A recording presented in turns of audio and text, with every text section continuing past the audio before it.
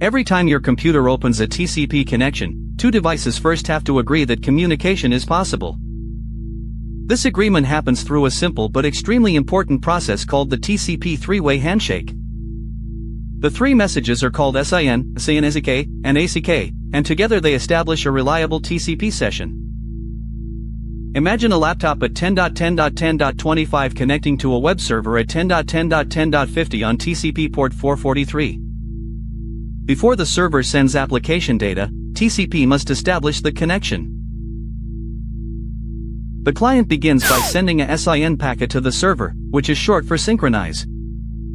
The SYN tells the server that the client wants to start a TCP session and proposes an initial sequence number of 1000. That sequence number matters because TCP uses sequence numbers to keep track of bytes and maintain the correct order of data. The server receives the SYN and responds with a SYN-ACK, meaning synchronize and acknowledge.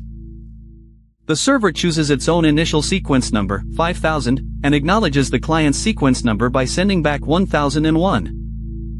Why 1001 instead of 1000? Because the SYN itself consumes one sequence number. This response proves that the server received the client's request and is ready to establish the connection. Finally, the client sends an ACK back to the server to acknowledge the server's sequence number. The client sends sequence number 1001 and acknowledges 5001, because the server's SYN also consumes one sequence number. Now both sides have synchronized their sequence numbers, and the TCP connection is officially established. For a real example, imagine typing a secure website address into your browser and pressing enter. Before the browser can exchange HTTPS application data, TCP first establishes a connection to the server on port 443.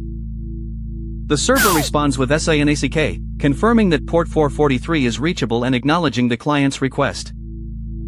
The browser then sends the final ACK, and only after this handshake can the higher-level HTTPS conversation continue. But what happens if the client sends a SYN and no SYN-ACK comes back?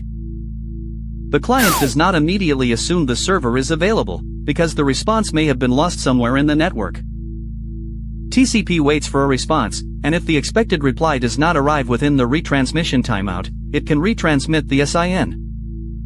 This reliability is one of the major differences between TCP and connectionless protocols such as UDP.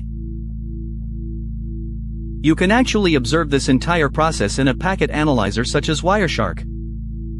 A TCP SYN packet normally appears with the SYN flag enabled, followed by a SYN-ACK packet from the server. The third packet contains the ACK flag, completing the three-packet handshake. If you filter traffic using TCP flags and inspect the sequence and acknowledgement numbers, the handshake becomes easy to recognize. So remember, the TCP three-way handshake is 3 steps. SYN requests a connection, SYN-ACK acknowledges the request, and ACK confirms the server response. Once those 3 messages are complete, TCP has established the session and reliable application data can begin flowing. If you are learning network security, mastering this handshake is essential because it is the foundation for understanding TCP connections, scans, troubleshooting, and packet analysis. That is the TCP three-way handshake in action: synchronize, acknowledge, and establish.